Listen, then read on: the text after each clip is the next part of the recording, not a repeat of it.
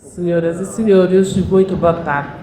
Pegue a hora de anunciar a entrada de Sua Excelência o Governador do Banco de Moçambique, Dr. Rogério Lucas Zatagap. Convido a todos os presentes a tomarem os seus lugares.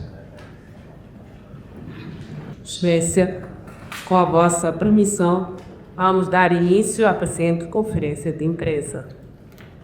Em nome do Banco de Moçambique, agradeço a presença dos distintos representantes dos órgãos de comunicação social neste evento, que conta com a participação dos membros do Comitê de Política Monetária do Banco de Moçambique, diretores e demais quadros superiores desta instituição. Os nossos agradecimentos são extensivos a todos os que nos acompanham em direto através da página oficial do Banco de Moçambique no Facebook. Esta conferência de imprensa compreenderá 2 momentos. Primeiro, a intervenção de Sua Excelência o Governador e, de seguida, a sessão de perguntas e respostas.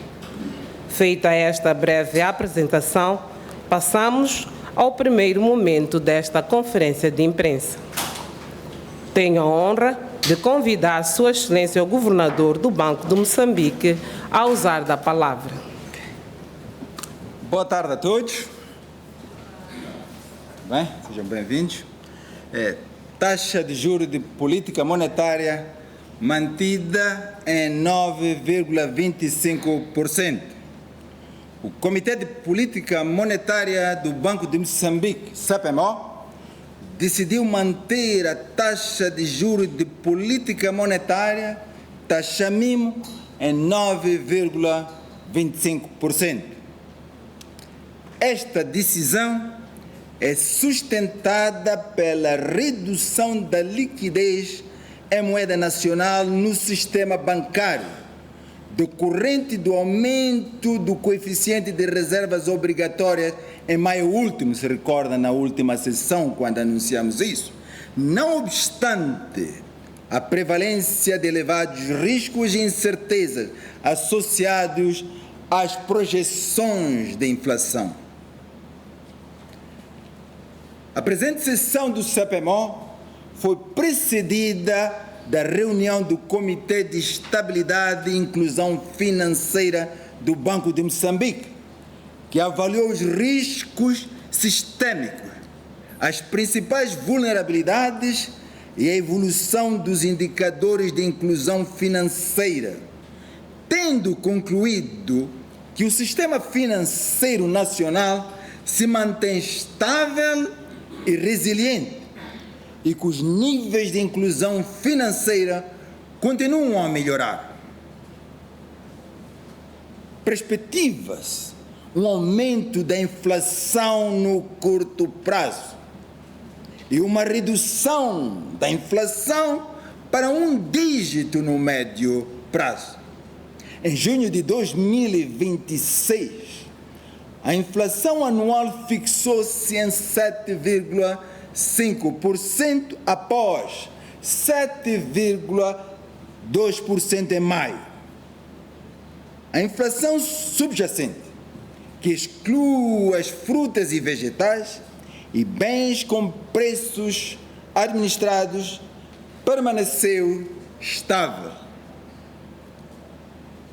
No curto prazo, perspectiva-se que os preços continuem a aumentar, refletindo os efeitos indiretos do aumento dos preços domésticos dos combustíveis líquidos e da inflação importada.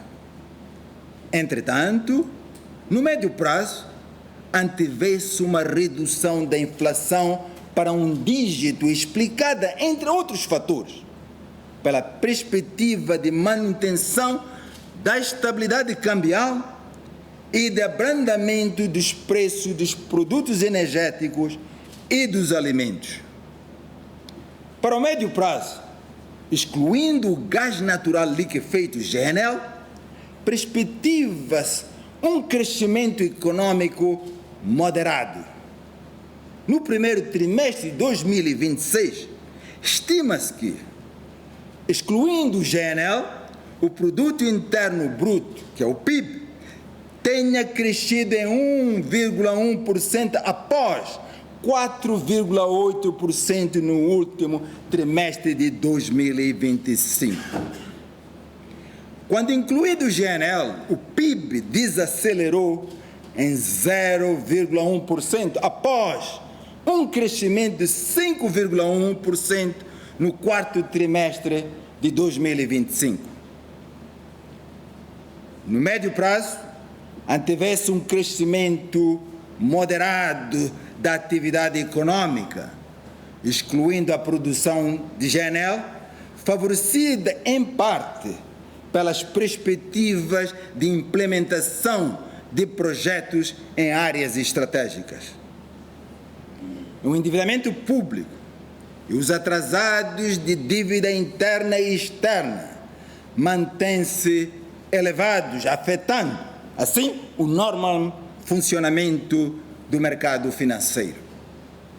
A dívida pública interna, excluindo os contratos de mútuo e de locação e as responsabilidades em mora, situa-se em 538,3 mil milhões de meticais, o que representa um aumento de 63,7 mil milhões de meticais em relação a dezembro de 2025. Persistem atrasados no pagamento da dívida pública interna e externa, incluindo com as instituições financeiras nacionais e os credores multilaterais, com impactos, entre outros, na fraca apetência por títulos públicos, na rigidez das respectivas taxas de juros, bem como na avaliação do risco país. O setor bancário permanece sólido, capitalizado e resiliente.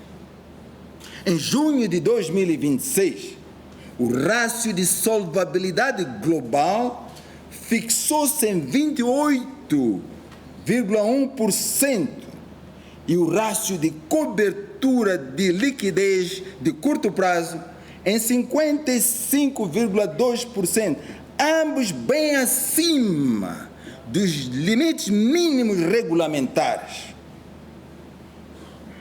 O risco sistêmico, por sua vez, manteve-se moderado, apesar de todas as incertezas. Adicionalmente, o teste de esforço macroprudencial evidenciou que o setor bancário continua com reservas de capital suficientes para absorver eventuais perdas e garantir a manutenção da liquidez no médio prazo. Ótimas notícias. Os níveis de inclusão financeira continuam a aumentar, impulsionados pela digitalização dos serviços financeiros e pela expansão dos serviços das instituições de moeda eletrônica.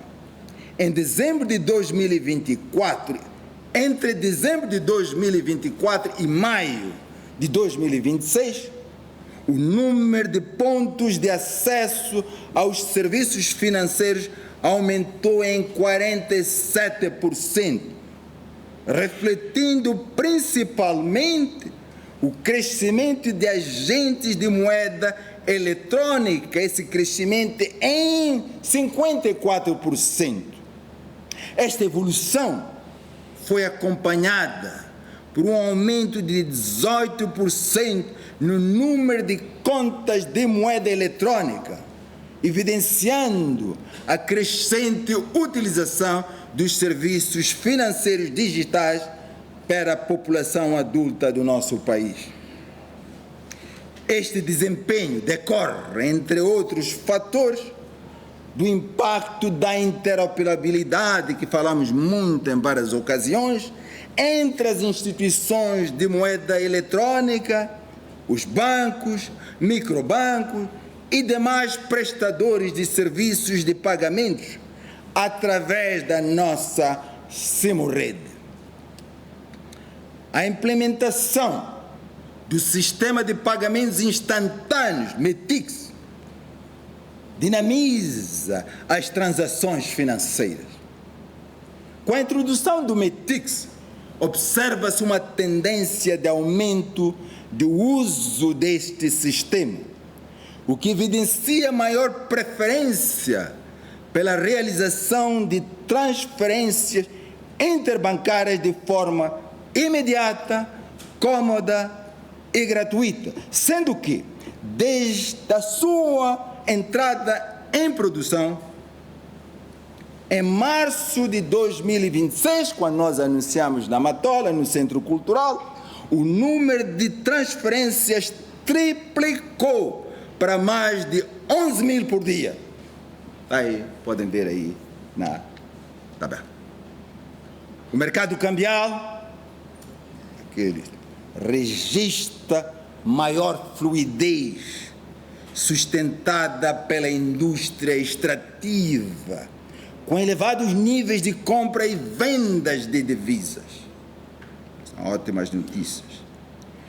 No primeiro semestre de 2026, as compras de divisas pelos bancos comerciais aumentaram em 352 milhões de dólares, face ao período homólogo de 2025, atingindo 4,24 mil milhões de dólares.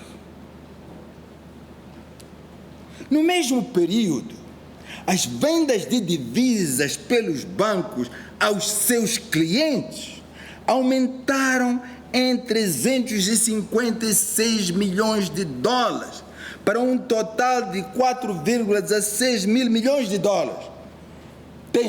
Presta atenção, o setor de combustível absorvido 50% das divisas vendidas aos maiores compradores no mercado cambial. Esses são os dados. Os riscos e as incertezas associadas às projeções da inflação mantêm-se elevados. A nível doméstico, destacam-se os seguintes fatores de risco e incerteza. Primeiro, a magnitude dos efeitos indiretos do aumento dos preços dos combustíveis. Segundo, o ritmo de reposição da capacidade produtiva na sequência das inundações que assolaram o país no primeiro trimestre do ano. Terceiro, o impacto do agravamento do risco fiscal, com destaque para o aumento do nível de endividamento e dos atrasos nos pagamentos devidos pelo Estado. Quarto e último, os efeitos dos choques climáticos que assolam o país anualmente. A nível externo, evidenciam-se as incertezas quanto à duração e à magnitude dos efeitos do conflito geopolítico no Médio Oriente, sobretudo a cadeia logística, a oferta de bens e os preços dos produtos energéticos e alimentares. A direção da política monetária continuará condicionada à avaliação dos riscos e incertezas subjacentes às projeções da inflação, como dito em cada sessão.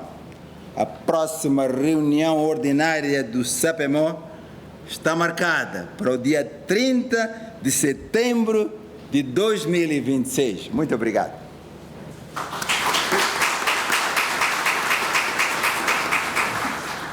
Muito obrigada, Excelência. Muita coisa. Muito obrigada, Excelência, pela apresentação do comunicado. Vamos dar início à sessão de perguntas e respostas. Estão previstas até 3 rondas, com um máximo de 4 perguntas por ronda. Solicitamos que as perguntas incidam exclusivamente sobre matérias de política monetária e sobre as deliberações hoje anunciadas. Antes de colocar a pergunta, agradecemos que cada jornalista se identifique, indicando o seu nome e o órgão de comunicação social que representa. Começamos agora pela primeira ronda de perguntas. Queiram, por favor, colocar as vossas questões. Também para ajudar, sendo uma sessão que estamos a cobrir a estabilidade financeira, que não é o normal, acontece 2 vezes por ano, também sinto essa vontade, porque eu sei que tem vindo a acompanhar muito de perto, sinto essa vontade também de abordar essas questões. Estaria preparado também para responder. Muito bem, obrigado. Boa tarde. Sim. Pedro Caldeira, Jornal da Verdade. O Sr. Governador mencionou aqui a questão, destacou a interoperacionalidade, falou do METIX. Queria saber porque é que o METIX não abrange transações para as carteiras móveis e entre as carteiras móveis, principalmente na questão da gratuidade, não é? Sim, sim, sim. Aproveitando a abertura que dá e tendo em conta a data da próxima reunião, imagino que esta possa ser a sua última conferência de imprensa. Quero aproveitar para lhe perguntar, em jeito de balanço, se nos pode dizer qual foi o momento que julgou mais desafiante nestes 10 anos em que esteve como governador do Banco de Moçambique. Queria também que pudesse dizer, eventualmente, qual foi a decisão mais difícil que teve que tomar ao longo destes 10 anos, e foram muitas. E uma última questão, que conselho ou que missão é que recomendaria para eventualmente o seu sucessor?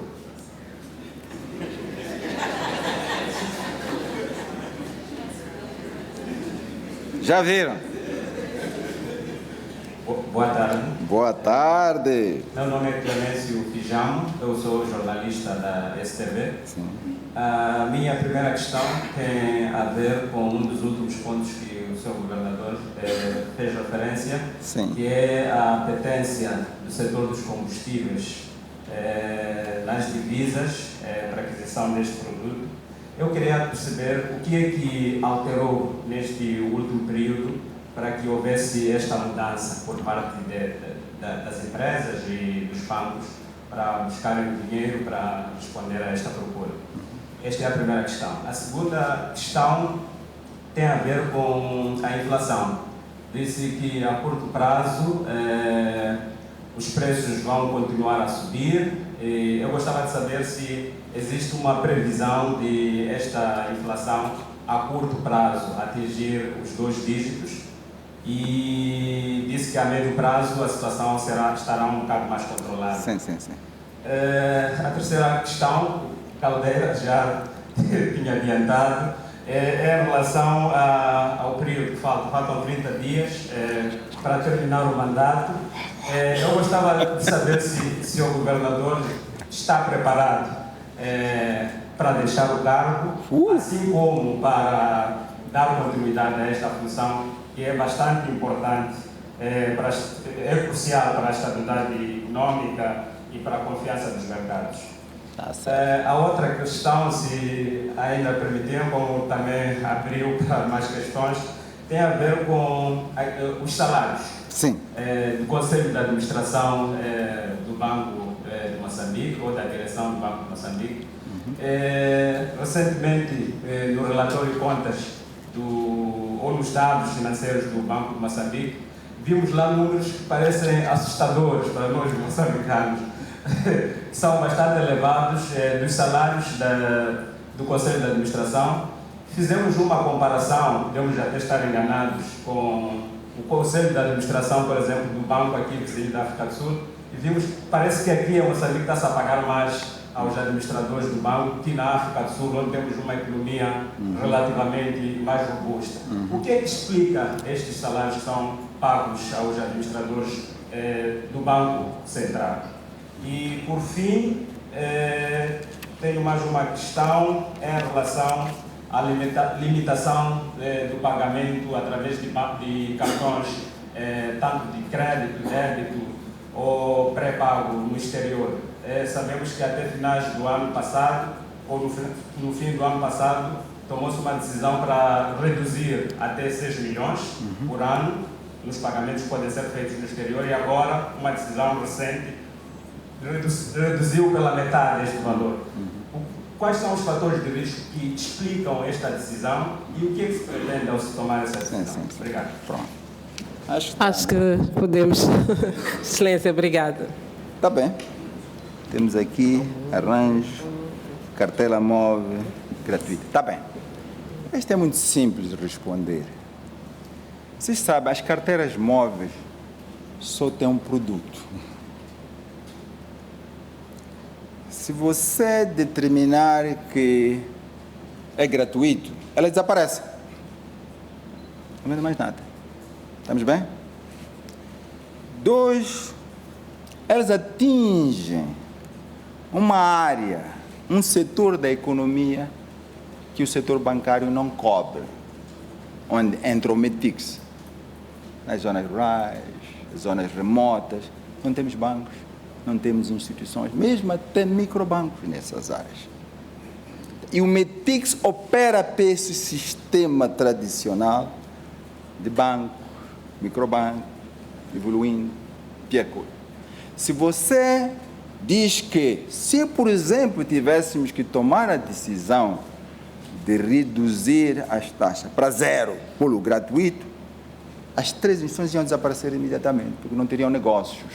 Então, esse é o que distingue, não é uma questão de princípio. Dada a necessidade de manter essas instituições que prestam um serviço útil à sociedade, tinha que haver um tratamento diferenciado, que lida com públicos diferentes, com riscos diferentes. Esse é que é o motivo principal. Não é uma questão ideológica. A outra pergunta é especulativa. Os maiores desafios são vários, sabes? Vocês podem imaginar, desde que eu cheguei, as primeiras, posso dizer, foram as grandes 2 intervenções que tive que fazer. Não foram difíceis, foram, em alguns casos, continuam ainda problemáticos. O Senado é o nosso banco e, certamente, também a intervenção no Moza Banco. Não foram decisões fáceis, mal conhecia o país, acabava de chegar um mês depois, e estava na minha mesa decisões muito difíceis e teve que se fazer o que teve que se fazer. Gerou o barulho que gerou, aprendi muito também, aprendi como instituições que pareciam insignificantes, como o nosso banco, que representavam não mais de 0,2% do sistema financeiro, deu barulho, deu trabalho, agitou de uma maneira quase que, olhando para os números, a pessoa se perguntar o que é isto? Mas a gente hoje entende melhor. Moza Banco, outra narrativa que eu conheço, não vou me concentrar, a não que haja interesse, mas não vou me concentrar aí. Também foi uma decisão para uma instituição sistêmica que estava ali. Tínhamos consciência que eu vou dizer já, eu tive menos de 2 minutos para tomar essa decisão. Salvar ou liquidar. Foi assim, mesma questão de segundos. O banco já estava morto, vamos falar a verdade. Tinha capitais próprios negativos, o que quer dizer que, de facto, já não existia quando os capitais próprios são negativos. Então, a questão que se punha era o que fazer, e na época foi a administradora Joana que veio me alertar, diz, olha, Moza já foi, agora, governador, o que é que vamos fazer? Diz, uau, apesar de estar acompanhando, a rapidez com que ela implodiu nos assustou. Mas a verdade é que o banco tinha implodido. Pero, avaliei, vou dizer, foi uma decisão pessoal, não vou esconder isso. Foi uma decisão pessoal, porque nas regras, nas normas, não tínhamos nem regras nem normas para lidar com essa situação difícil. Porque, segundo as normas, estritamente falando, a minha decisão era relativamente simples, era mandar fechar, naquele momento. Liquidar, vender os ativos, distribuir o que sobrou, que se punha naquele momento, posso dizer já. E pronto, dada a importância sistêmica da instituição e as consequências que isso teria trazido, sobretudo depois, para o sistema financeiro, quando a gente fala disso, teria tido consequências sísmicas para o nosso sistema financeiro e para a nossa economia. Ia nos retardar por vários anos.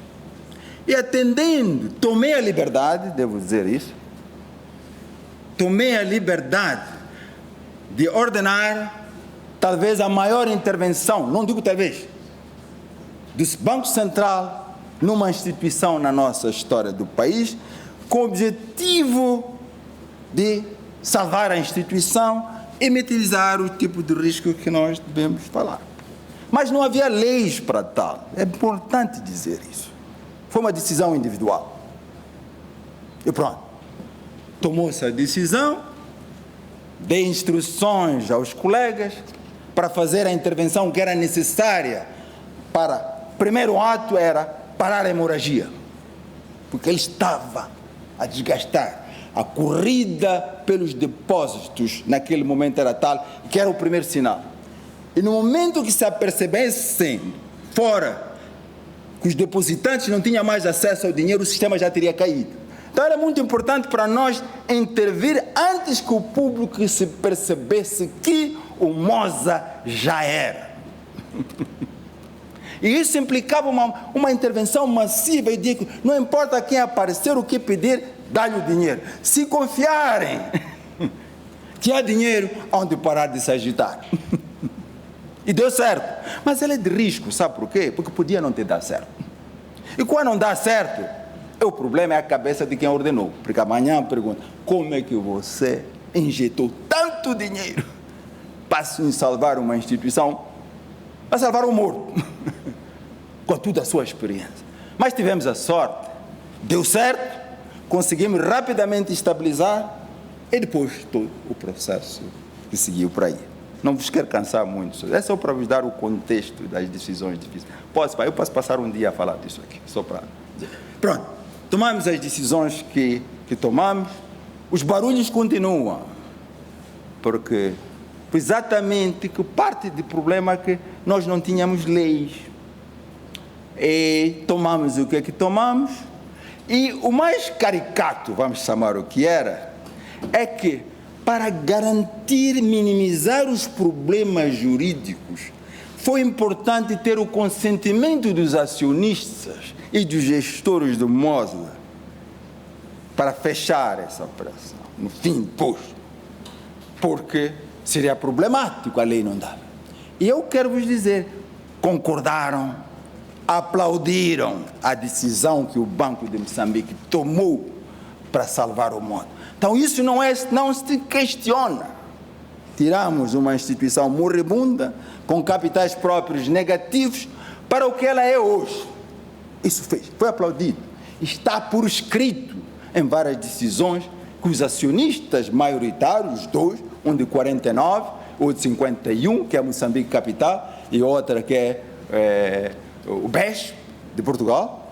Mas é importante, nós estamos barulho aqui, há dois acionistas, e há um só que faz barulho. Você tem que ter consciência disso. E é isso. Então pronto, aplaudiram, então fomos andando, mas depois o barulho continuou, porque há um momento tinha-se que decidir, porque o Banco Moza estava na mão do Banco de Moçambique.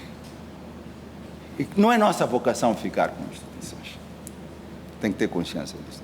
Não sendo nossa vocação, tínhamos que devolver o Moza ao mercado, e quem tinha capacidade de capitalizá-lo, restituir os fundos que tinham sido impostos, capitalizar a instituição e dar-lhe uma gestão prudente.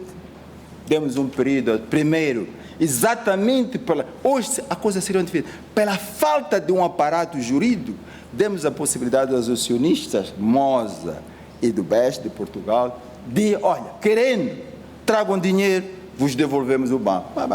Dinheiro não tinha, claramente, porque se tivessem, teriam feito coisas diferentemente. Então, o barulho aí. Mas ele em si, quando mais analisei com o tempo, ela nasceu de uma maneira problemática. Porque nós tínhamos acionistas, tinha uma estrutura meio estranha de termos acionistas nacionais, que era Moçambique Capital, com 51%. E depois termos um acionista aparentemente minoritário com 49%. Mas que depois emprestou dinheiro ao acionista ao momento maioritário para continuar maioritário. Como vê, essas coisas não funcionam. E como a coisa não bastasse, esse contrato que se fez para que o acionista, quote minoritário, emprestasse dinheiro ao outro, quote maioritário, para continuar a mandar e apresentar-se como maioritário, estava regido sob a legislação portuguesa. Importante, vocês não sabem disso. Era a legislação, um contrato assinado, e que claramente é bem claro que era o acionista maioritário, de facto. Então, isso levantou complicações na sua gestão antes da intervenção, mas não tanto depois, porque o verdadeiro acionista maioritário de capital não levantou barulho. E nós fizemos esta operação, que é bom saber isso, em estreita colaboração e coordenação com o Banco Central de Portugal. Porque havia um banco que estava, eu próprio telefonei ao governador Carlos Costa, e coordenamos como íamos trabalhar sobre esta matéria. Eles tomaram conta bem, porque tinha uma legislação clara do acionista deles lá, por isso nunca fez barulho até hoje. Lá, sabe o que aconteceu? Com todas as coisas que andaram a fazer, que não são diferentes das nossas, quase todos foram parar na cadeia, incluindo um antigo primeiro-ministro. Natureza política. Agora cá, sabem o que aconteceu? Não preciso entrar nos detalhes. Isso tudo complica as coisas.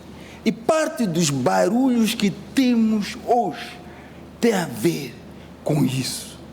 Porque diz, não questiona a decisão de salvar o banco. Diz, mas há um chamado em inglês, chamam technicalities. Sabe o que é isso? Quando você não tem substância e começa a agarrar-se em questões técnicas e quase que não tem nenhuma relevância. Então o que é que fizeram? Diz, não, o governador não anunciou, por isso vão nos pôr no tribunal, porque essa intervenção que se fez não foi anunciada com 30 dias como manda a lei. É ridículo isso. Quer dizer isso. Sabe por quê? Isso não existe em nenhuma parte do mundo. Agimos sem lei, mas agora estão a buscar a lei. Quando agimos para salvar, não era o assunto de lei. Agora, depois, anos depois, estão a dizer que há um aviso que diz que tem que ser publicado. Vocês sabem que é ridículo? É porque até é crime em qualquer parte do mundo o regulador anunciar uma intervenção com antecedência. Porque eu tinha que dizer, a 0 hora, Moçambique, de dia tal, o Banco de Moçambique daqui a 30 dias há de aparecer no Moçambique para fazer a intervenção. E vocês sabem as consequências disso. Quando chegássemos não haveria nada para cobrar. Todas as evidências teriam desaparecido, o que te restava teria desaparecido, e num sistema normal, eu e os meus colegas da Europa iríamos para a cadeia.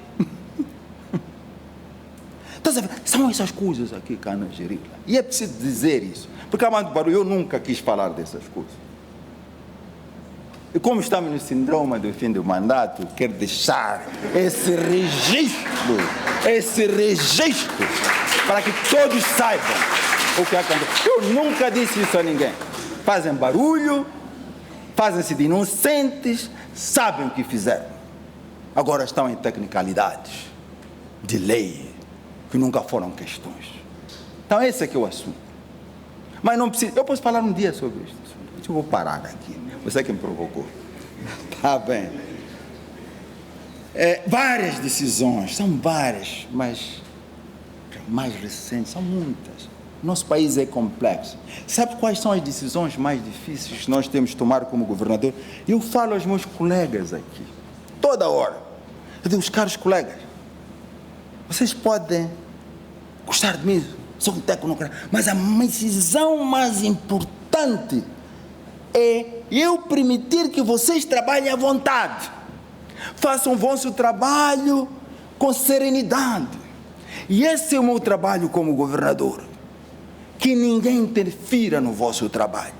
Que trabalhe à vontade. O resto, deixem comigo. E depois eu também tive sorte. Porque, sabe, vou dizer outra coisa que também não quero. Quando eu cheguei, tive um primeiro encontro com o presidente Nilson, o antigo presidente Nilson. Posso vos dizer já, não é o segredo.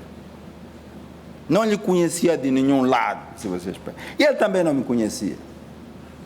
Vim a Washington para conhecer. A química foi boa, nos demos muito bem. E o presidente Nilson deu-me um grande conselho na época.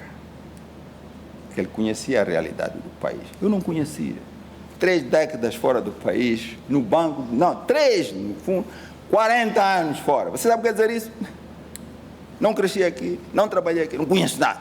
E o presidente tinha consciência disso. Ele tinha.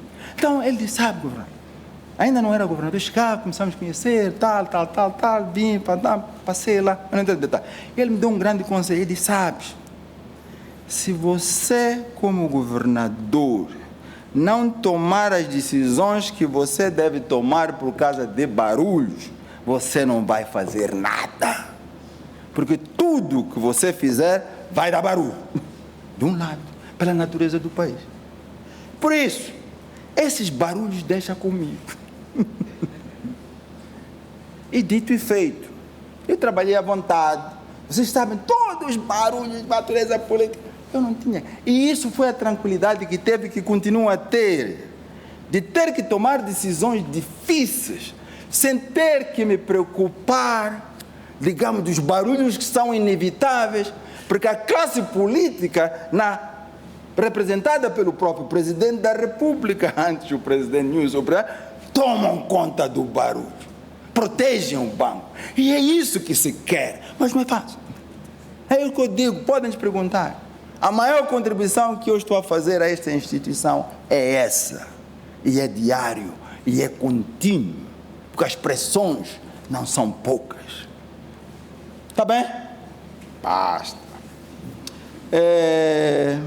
Qual é a outra coisa aqui? Decisões mais difíceis, acho que já falei. Não? São tantas mesmo, são muitas decisões. Não vamos entrar, senão fugimos um pouco da ótica. Mas estamos no síndrome de fim do mandato, estou a entrar um pouco fora da rota. Mas está bem. O governador pode, pelo menos, deixar um conselho, eventualmente, para o seu. Eu não sou bom a dar conselhos. E acho que cada um há de saber como gerir. Os desafios, sabe, é um pouco arrogante você chegar a mim e dizer que eu quero aconselhar aquilo. Depende da pessoa que há de vir, da experiência que a pessoa vai ter, do contexto. Isso vai determinar o tipo de aconselhamento que precisa a pessoa. Então não compreende, depende também. Eu me conheço, eu não sou uma pessoa de andar aí a oferecer conselhos, nunca fui. Claro, como antigo governador, pedindo-me, e eu vou opinar com honestidade, tá, mas a decisão, mas não vou acordar, andar aí a oferecer conselhos, não é meu estilo.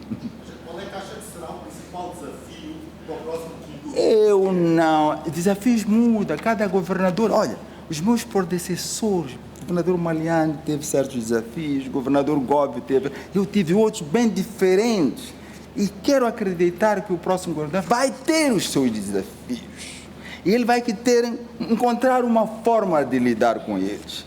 Eu encontrei a minha e tive a sorte de ter uma classe política que me poupou de certas coisas.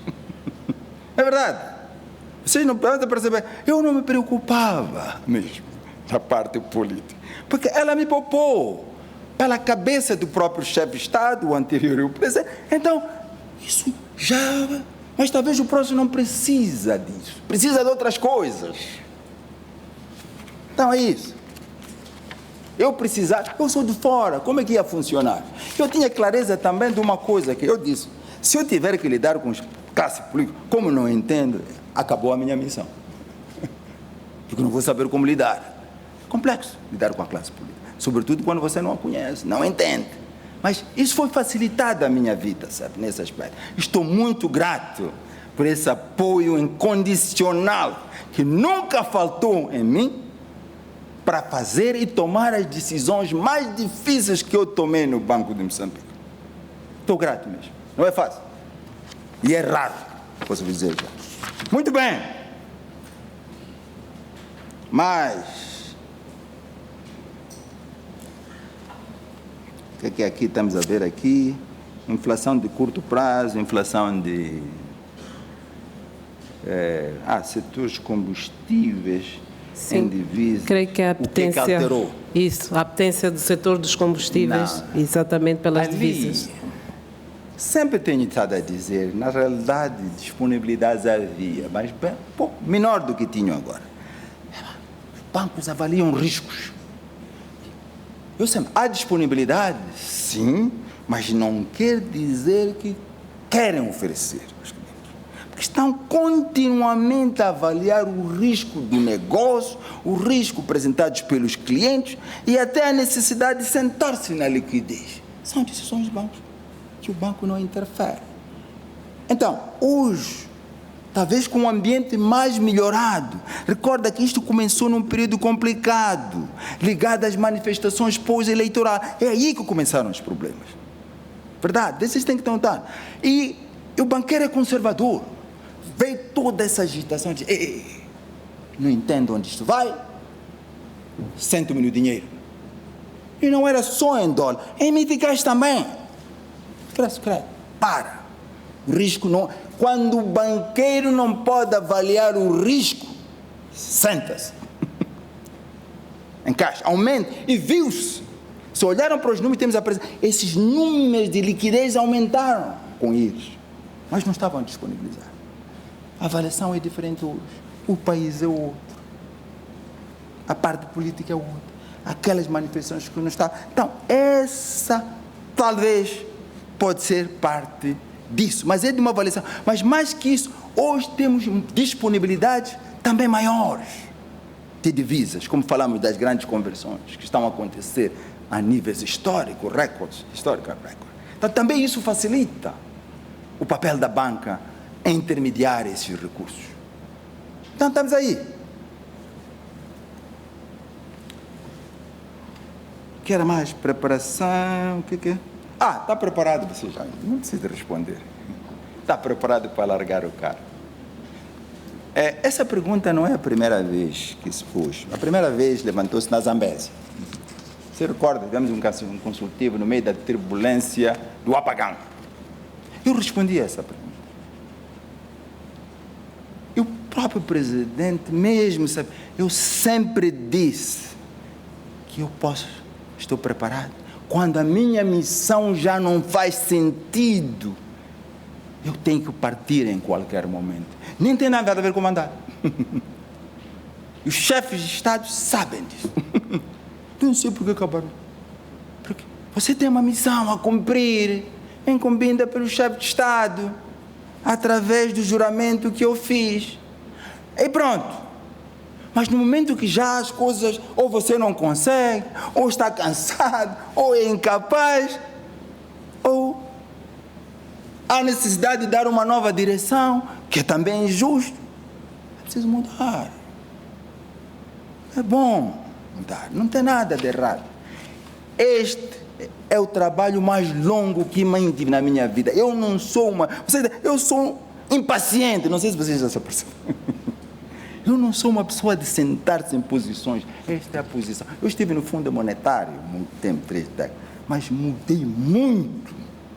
E esta é a posição mais longa que eu tive na minha carreira profissional. Bom saber isso. Sou assim mesmo. A partir do momento, preciso fazer outras coisas. Dar espaço aos outros. E 10 anos, claramente, é muito tempo sobre qualquer critério.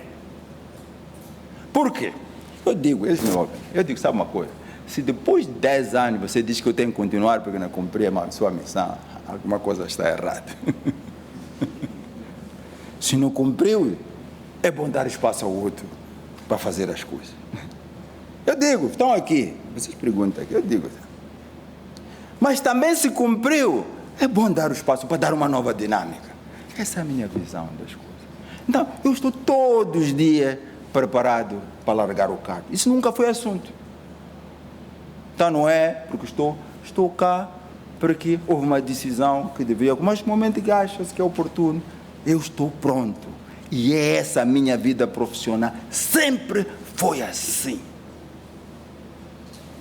Respondi? Ainda tem forças para continuar? Então, estou acabado. É isso. Sabes, eu vou dizer muita coisa. Eu disse que sou impaciente, faço muita coisa. Estou aqui porque fui convidado a vir. Há uma certa fase da vida profissional, você sereno. Eu estou neste momento da minha vida de serenidade completa, pessoal e profissional. Sabe por quê? Porque, do ponto de vista profissional, me sinto realizado. Mesmo, me sinto. E sou aquilo que sou, eu não tenho outras agendas ocultas. Digo o que eu penso, transmito o que eu penso. Estão aqui, todos sabem, eu sou assim mesmo. Excessivamente vertical. Então, me dá serenidade, tranquilidade, e é isso que se quer. E nesta fase, não é fase na vida andar a bater portas a procurar de emprego. Já parei isso há muito tempo. Se você há necessidade, há onde se aproximar os que têm que se aproximar. Mas não estou na fase de andar aí a bater portas para ali e ali, porque não consigo fazer aquilo, não consigo. Isso já passou. Está um momento sereno, celebrar. Estou grato mesmo, muito grato da oportunidade que me deu de regressar a Moçambique, de aprender, crescer e contribuir para o país que me viu nascer. É isso. Obrigado. Quer que era mais? Salários. Salários também. Isso é bom. Temos que esclarecer. É isso. Sabe, é outro aponto que há muita sujeira por aí. E vou explicar por quê. Vai dar as várias coisas. Os salários nossos do banco. Primeiro, a estrutura salarial. Eu encontrei ela como está. Desde o governador Mariano primeiro, o governador Gomes, eu não mudei a estrutura salarial. É muito importante dizer isso. Esse esquema, a modalidade é essa. Realmente, continuo 1 ano, 2 anos, 10 anos. Parece que agora que estou a partir virou problema. 1 mês antes do meu mandato, parece que há um problema com a estrutura salarial. Essas contas são publicadas todos os anos, não é verdade isso? Os meus já publicaram. Então, por que só agora que estou a terminar o mandato tem que me lançar um problema, não problema? Como?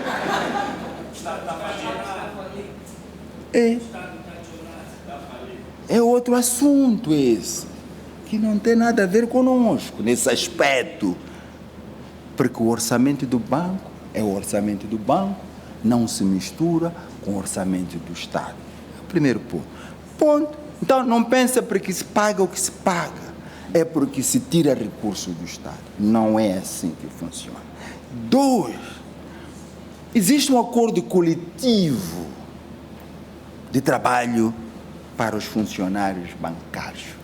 E o banco é signatário desse acordo, inclui a Associação Moçambicana de Bancos, inclui o Sindicato Nacional dos Trabalhadores do Sistema Financeiro, inclui também a nós, que anualmente se reúne e determina os ajustes salariais em que somos parte. Não há nada. Todos os anos foi assim, antes de eu chegar. Mas parece que há 1 mês do fim do meu mandato, eu inventei coisas como essas. Mas tem sido assim mesmo, eu encontrei assim mesmo. Então fazem isso. Eu tenho problema. O que se passa de repente? Somos ladrões, é o que dizem, né? Alguns andam aí a dizer que somos ladrões, mas o que eu até fico triste quando vejo certas pessoas. Mas é assim que se faz. Verás, suas razões são históricas, nunca perguntaram aos outros, mas agora eu a saída tenho que responder isso. Estou a lhe dizer, essa é que é a questão. Agora, em valores, eu posso lhe assegurar, são valores absurdos que andam a apresentar ali. Também não tem sentido. esses valores que andam por aí, não preciso entrar em detalhes. Porque pensa que quando é rúbrica salário quer dizer desembolso. Até parte dessa rúbrica, vocês sabem, inclui a avaliação que nós fazemos das responsabilidades futuras, chamadas atuariais da instituição. Está na rúbrica salário. Sabe o que ela diz? Diz assim, como é que chama lá? Do ponto de vista das normas, diz assim, o que é que acontece hoje se o banco fechar as portas? Quais são as suas responsabilidades com aqueles que contribuíram, os atuais e os que estão na reforma? Porque é uma obrigação. E os auditores exigem, corretamente, de uma maneira conservadora, que essa responsabilidade também se inclua na rubrica salário. E dizem que também recebemos dinheiro, não sei de que faz sentido. Mas também eu percebi, é síndrome de fim de mandato. Não no banco, mas lá fora. Está a perceber? Não é nada de novo. Então, pronto, penso que tenha ajudado a esclarecer isso. É isso. Diz lá, até baralhei alguma coisa? Desculpa. Não estraguei nada? Ok. Cartões de crédito. Simples também. Eu vou vos dar um pouco a história. Hoje tenho que dizer tudo. Quando cheguei aqui, estão aqui os meus colegas também. Os limites, vocês recordam-se quanto eram? 750 mil meticais. Viram? Era isso os limites. E na época, eu sou uma pessoa, vou lhes dizer, do ponto de vista de filosofia, muito liberal, econômica. Eu disse, poxa, é mesmo responsabilidade do banco impedir cada um de decidir como usar o seu dinheiro. Eu sentia profundamente que o banco não tem, o dinheiro é seu, use como melhor entender. Foi nessa abordagem liberal que eu achei que, bem, vamos fazer um experimento. Até foi gradual, um pouquinho gradual, depois liberalizamos completamente. E vamos ver como dá. Aumentamos primeiro para mim, depois no fim eu disse, o banco tem que sair, não vamos fazer, vamos deixar as pessoas, cada um gera o seu dinheiro. E para mim, sabe, essa coisa de dólares ou meticais, eu digo, não, as pessoas escolhem, quer ter dólares, quer ter meticais, quer ter rands, não compete a mim andar a meter nessas decisões, nem como Banco Central. Então, a mim no sentido de eu, autoridade do Banco Central. E foi assim que saímos dos valores históricos de 750 mil, para os valores 100, mas depois o problema correu bem. Eu até me recordo, falando, eu estava a bater uma conta, não, sabe, de novo, o presidente Nunes na época, ele preocupou-se, vou lhe falar uma coisa, eles ficaram conversando, ele disse, como é que é? Você não tem medo que o dinheiro todo vai fugir daqui? Ele disse, não, eu confio no sistema. E a resposta foi boa até do sistema, funcionou normalmente. As coisas se começaram a complicar com as manifestações eleitorais. Nos apercebemos que com aquele tipo de aversão ao risco, para não ver, aquele tipo de medo em que o problema maior das pessoas naquele momento, para questões de confiança, queriam dólar, moeda estrangeira para sair. Que se chamado dolarizar os ativos, não os passivos. Já não era questão de dólares para transações, mas de dolarizar ativos para deixar o país. Então esse modelo ficou baralhado, porque ele não funciona em situações de normalidade. Ela só começou a ter problemas agora. Você não pode ser ideólogo. Você tem que enfrentar a realidade. Não foi uma decisão, tive que engolir isso. Sentamos aqui com os colegas. Isto aqui não está a dar certo. Daqui a pouco, se começar a vender todos os ativos do país, sabe o que acontece? O país fica 100% dolarizado. Não é isso que nós queremos. E é preciso dar espaço à nossa moeda e a nossa responsabilidade, no juramento que fizemos, é proteger o metical. Então, sempre temos de tomar medida. Mas na época, porque as coisas correram muito rápido, então, o primeiro teste, ok, vamos já, 6 milhões. Na realidade, porque você até pode me perguntar 6 milhões? Porque era mais ou menos o valor máximo que tinha. Não queríamos incomodar ninguém, estávamos a fazer, queríamos ter tempo. Quando pusemos 6 milhões, na realidade, não acabamos de incomodar ninguém, cobrimos a todos. Que é muito dinheiro. Pequenas exceções, mas a maioria até nem chega aí, é 3. E depois, fomos estudando, pusemos 1 ano, recordam? Dissemos que este aviso é válido por 1 ano para nos dar tempo de estudar. Fomos estudando e percebemos que a maioria das transações não superam os 3 mil. Não, nem perto. Excepcionalmente a transações. Mas é isso, começamos a ver o que é que os nossos vizinhos fazem, os nossos parceiros dos vários países, incluindo a África do Sul, Nigéria, Paquistão, outros, não tinham esse tipo de limites tão grandes que nós tínhamos. E 2, não há preocupação, porque todo o tipo de pagamentos e transações que precisam de ser, existem outros. O cartão não é o único instrumento de pagamento, há vários. Então tem que ser visto de uma maneira complementar, não só comum. E por último, há um impedimento legal, normativo, que não permite o uso de cartões para importações comerciais. E podem ter a certeza, a maioria desses usos extremos tem a ver com isso. E com esta medida, barramos isso. Vai-se avaliar. Então, foi isso que aconteceu. Pode ser? Pronto, obrigado. Acho que já é tudo, né? Sim, é tudo. Quer terminar, né? Sim, podemos insistir com mais uma ronda. Para ver se há mais alguma pergunta, por favor. Não, eu não estou a dizer, pai. Não, se à vontade, por favor, ok. Boa tarde, eu já quero falar um pouquinho. Sim. Continuo as questões. Sim. Depois eu vou a questão de hoje. Sim. Está relacionado com o impacto que o Banco de Moçambique pretendia ou pensava com a redução da taxa de juros. Antes estava a 7,25%, hoje está a um dígito de 9,25%. A terceira manutenção, por os motivos bem explicados. Agora gostava de saber qual é o impacto que se tem no mercado. Porque o que acontece, as empresas, muitas delas, reclamam da dificuldade que têm a aceder a financiamento.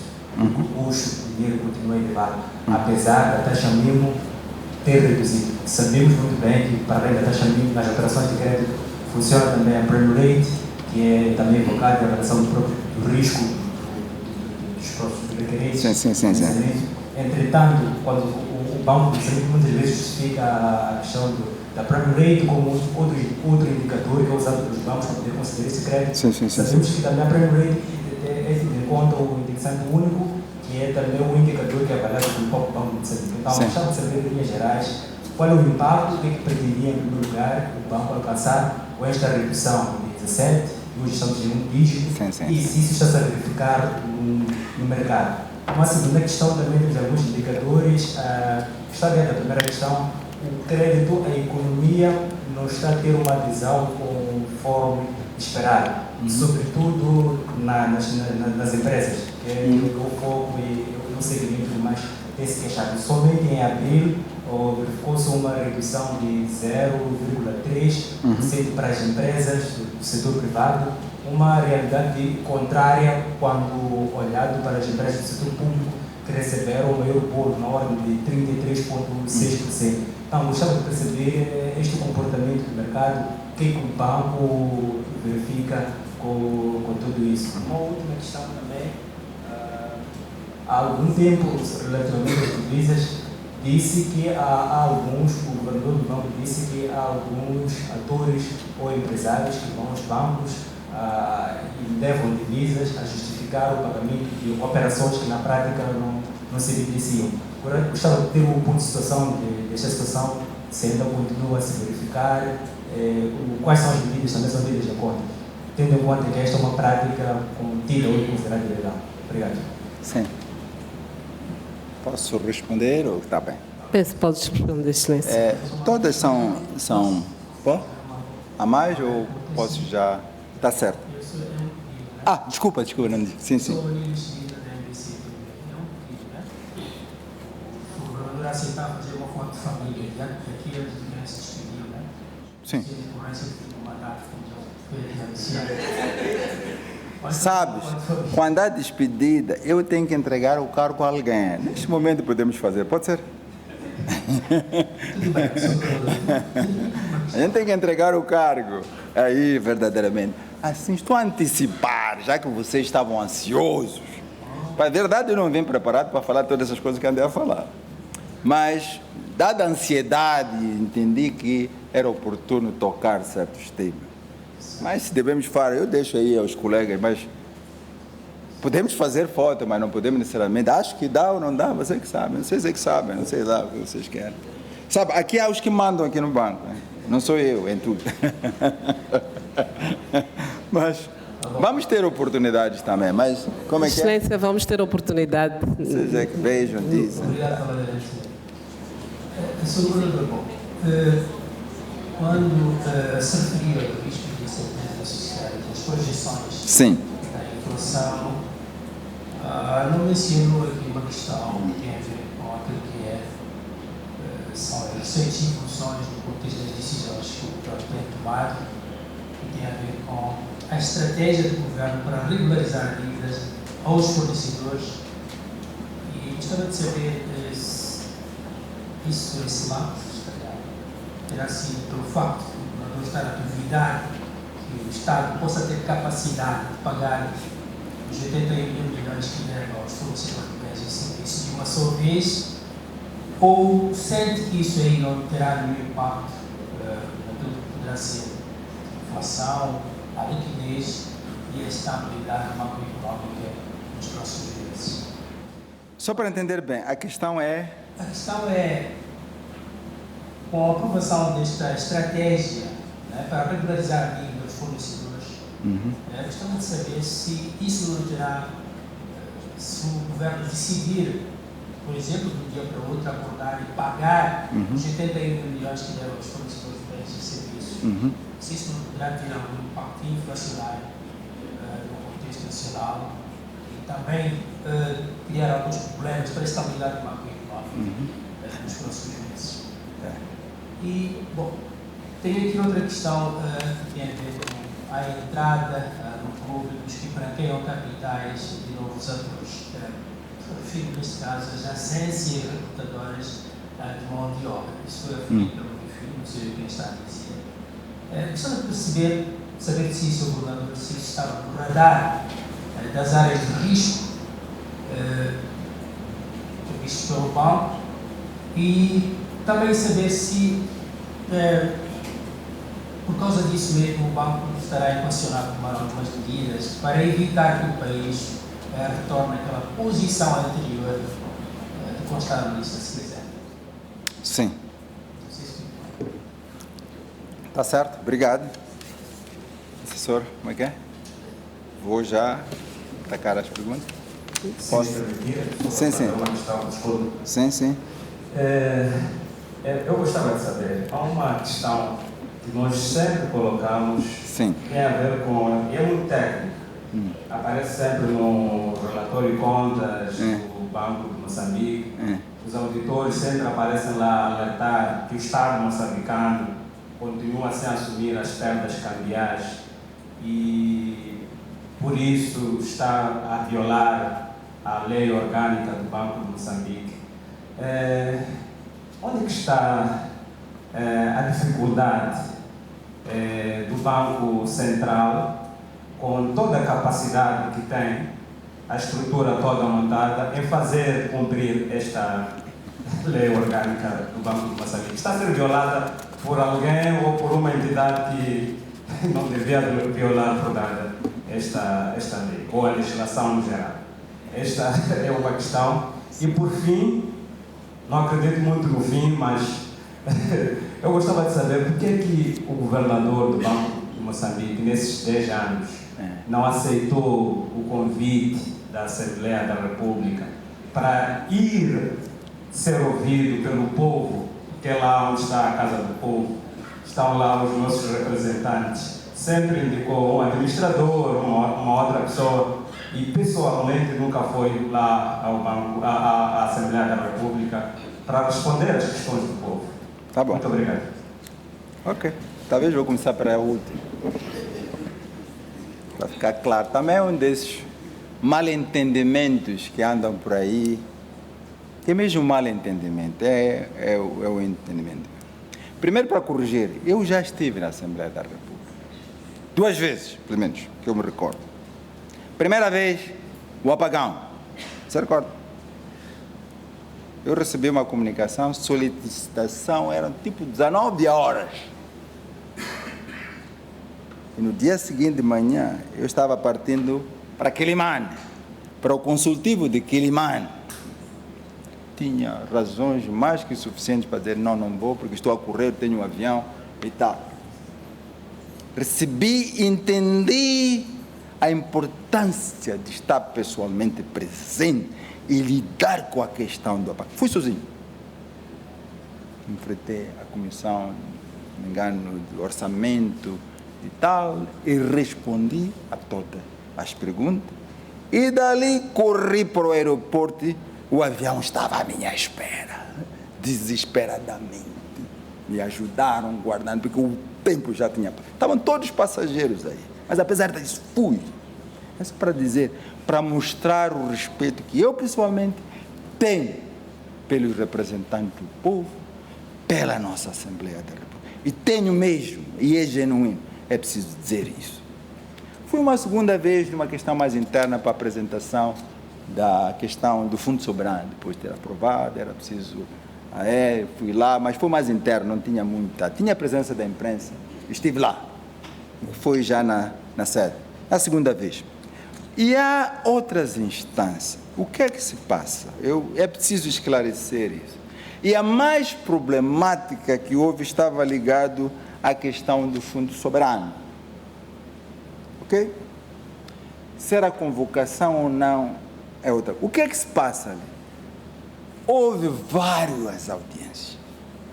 O ministro das Finanças, que ele é que responde, foi convocado à Assembleia da República. E respondeu a tudo que tinha que responder, ou não respondeu, ou não sei o quê. Não compete a um governador ir à Assembleia para apresentar posições diferentes do ministro das Finanças. Então, começa isso um problema da articulação. O governador diz o que é o ministro.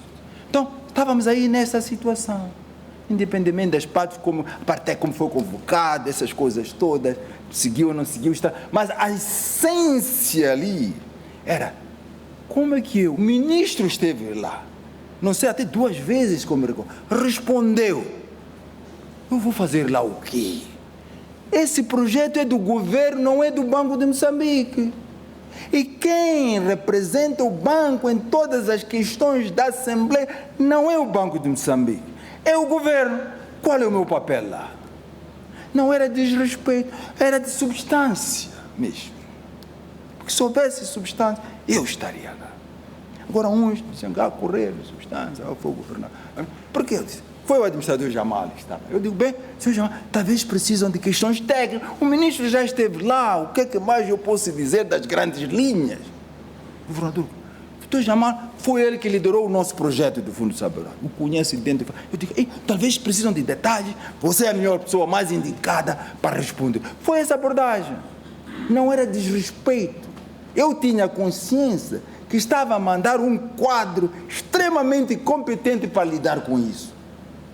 E que a parte protocolar nem competia a mim, competia ao ministro. Seria um desrespeito ao ministro que depois de ele estar lá 2 vezes, eu aparecesse lá a dizer responder. Talvez, sabe, querendo saber se temos pontos de vista diferentes, é isso? Não sei. Está a perceber? Não era desrespeito. Então são esse tipo de nuances que vamos. Agora outras situações, havia outras comissões que me convocaram. Eu vou contar, já que vocês estão a querer saber. Sabes? Primeiro, depois foi convocado a uma outra, numa comissão. Sabes o quê? Eu fui chamado para responder um assunto que eu nem tinha nascido. É bom dizer isso. De um quadro do banco que foi expulso pelo governador Sérgio Vieira. Foi em todos os lados, não conseguiu nada, e pronto, foi parar. Há uma comissão, não sei, de assuntos de reclamações. Estás a perceber? Então, o governador tem que ir lá responder. Eu nunca tinha ouvido, ninguém sabia nada, é tão antigo. Eu mandei investigar o caso. O que passa esse assunto? Foram atrás, vamos descobrir que é um quadro que foi expulso pelo falecido. Naqueles momentos, vocês sabem que é aqueles momentos, é que hoje quer ser compensado, quer reformar pelo banco. Está viu? Porque foi injustamente expulso.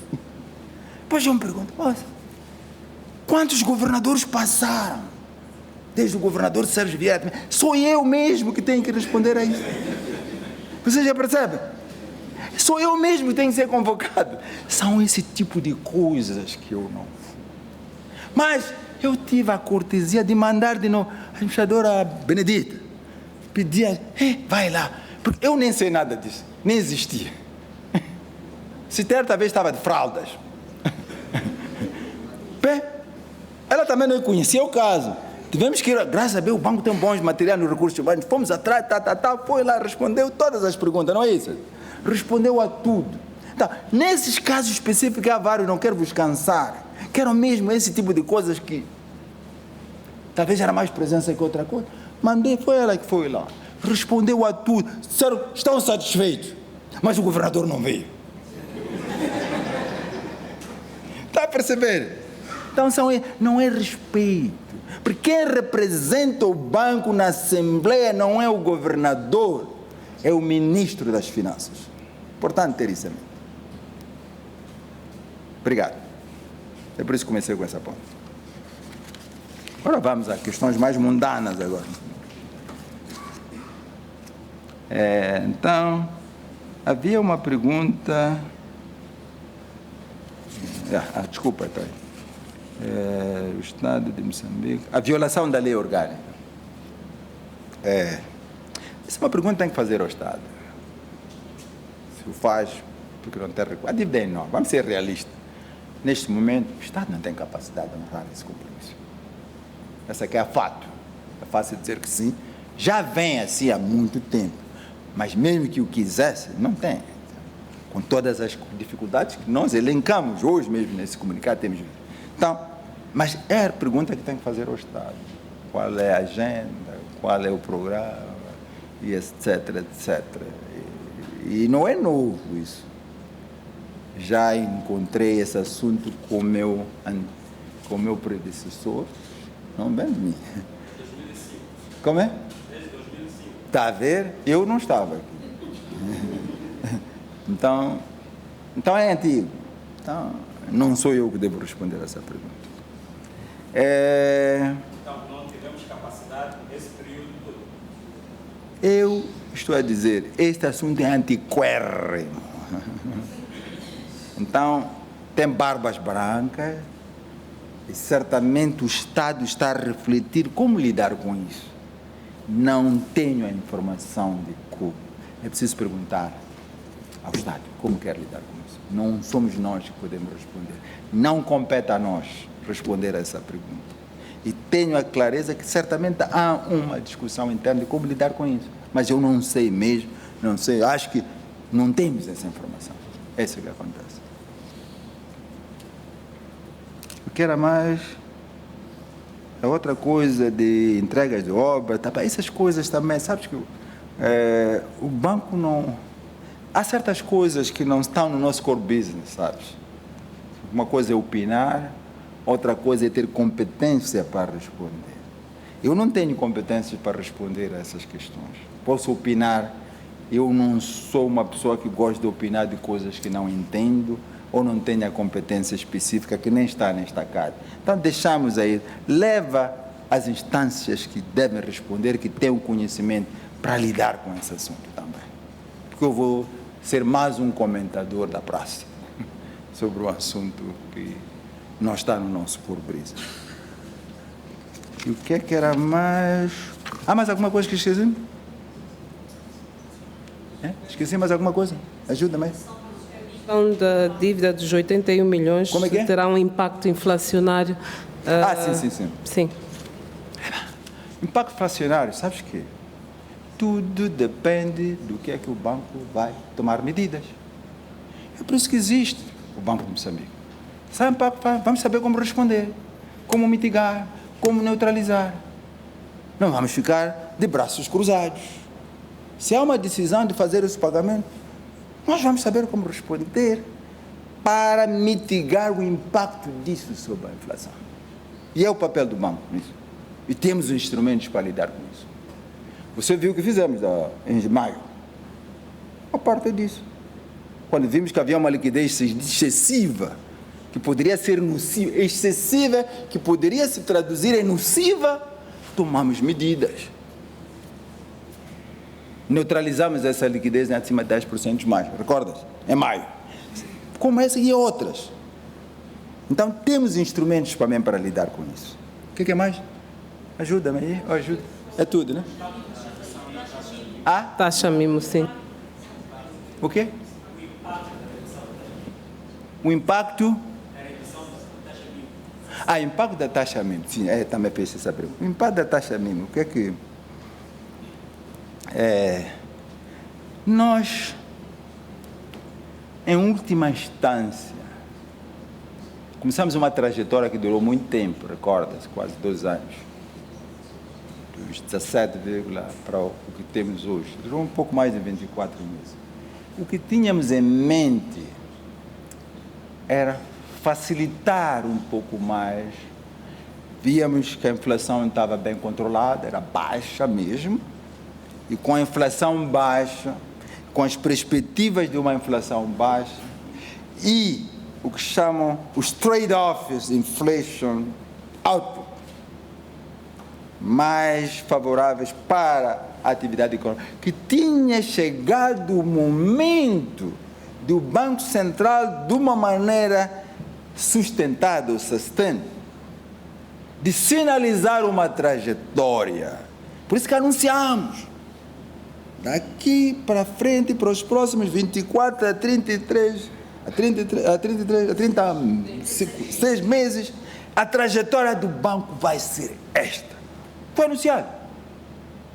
Para que todos tivessem essa informação e se organizassem e tirarem o máximo proveito dessa nova trajetória de uma política monetária mais relaxada, menos restritiva, mais acomodativa e mais favorável à atividade econômica. Foi essa abordagem que nós tomamos. E fomos. E, verdade, mostrou que as condições estavam criadas. Mas sempre dissemos, pode acontecer que nem vamos conseguir. Porque os riscos são tais que podemos fazer o que em inglês chama U-turn, reverter. Fomos lá, mas o objetivo era facilitar um pouco a atividade econômica, tendo consciência que o incentivo à comunidade econômica e de maior crédito, que é a última instância, não depende só dos incentivos da taxa mínima. Certo, a prime rate caiu também, porque a prime rate, uma das grandes componentes da prime, é a taxa mínima, como indexante. Ela caiu quase a mesma tempo. Mas não é suficiente isso, porque a avaliação de risco, o risco país piorou, viram? O risco das empresas, sobretudo depois das manifestações eleitorais, piorou. Empresas fecharam, faliram. Banqueiro não vai emprestar dinheiro, mesmo com menor estado. Não vai. Independente. Não é uma questão de taxa naquele momento. Então, ele faz essa avaliação de risco. Então, quando ele presta dinheiro a cada cliente, faz a avaliação do setor, faz a avaliação do cliente, faz a avaliação da economia, e o cliente, e as mesmas pessoas, os mesmos setores, vão ter taxas de juros diferentes, em função do risco que se avalia sobre o que é o cliente. É o que aconteceu. Mas a nossa parte é contribuir a esse processo, dar estímulos, sabendo que no agregado pode não acontecer. Há outros fatores que jogam nas decisões de crédito da economia. Obrigado. Obrigada, Excelência. Quero agradecer a Sua Excelência, o Governador do Banco de Moçambique, pelos esclarecimentos prestados e convidar Sua Excelência, o Governador, a retomar o seu lugar. Agora, há foto ou não há foto? Não há. Você tem que dizer. Não, penso que ficou claro que não é despedida, então a despedida não tem foto. Não querem que eu me despeça. Eu já disse. Que Ainda já não é vou mesmo. despedida, Excelência. Obrigada. Tá bom. Por favor. Obrigado, hein? Obrigado a todos. Hein? Boa sorte a todos. Obrigado.